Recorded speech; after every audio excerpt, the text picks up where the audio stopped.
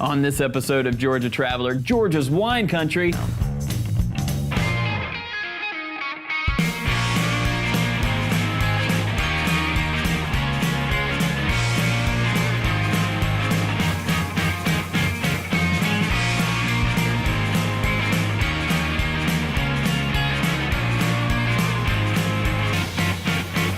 This sommelier wannabe had one other successful family winery to explore, owned and operated by Bob, Jane, and Eric Miller. And what I stumbled upon next was anything but sour grapes. They may pride themselves on their winemaking, but they're no slouches at live entertainment. Without further ado, here they are, the Miller Family Band.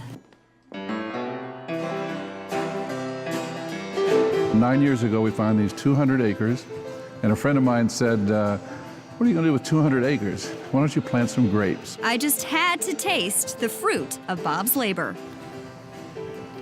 Now, there is a dump bucket here, but we call that alcohol abuse. What's that for? I don't know. Occasionally, people don't want to drink all of the glass. What? That's preposterous. So is this a little fruity? Did it taste fruity to you? A little bit. Not as dry as I'm used to a Chardonnay being, maybe. If that's what you're tasting, that's exactly right. Okay, good.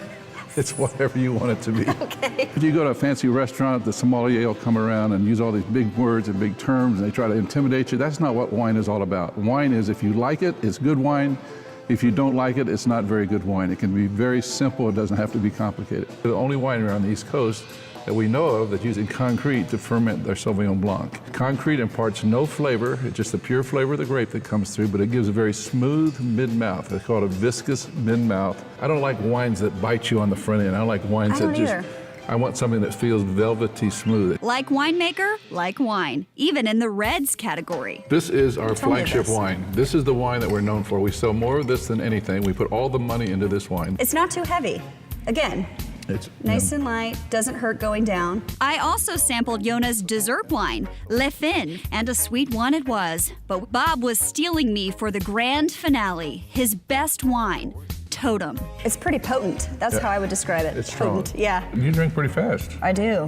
They were gonna go back downstairs right after I take a nap. Equal parts businessman and showman, Bob plays the impresario quite well. Step right up, ladies and gents. He'll give you the old razzle-dazzle during his famous cave tour.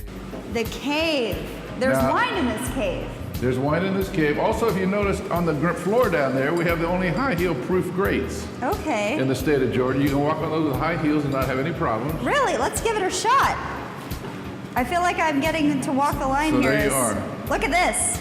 Bob regulates cave conditions at 60 degrees, 70% humidity for the purposes of aging and reducing loss to evaporation. That gray box right up there kills mildew spores. We're the only winery on the East Coast with an International Space Station spore killer. And if you're favored, you may even get an exclusive look into Bob's private room, a wine library typically reserved for special occasion tastings. The moral of this story is quite clear.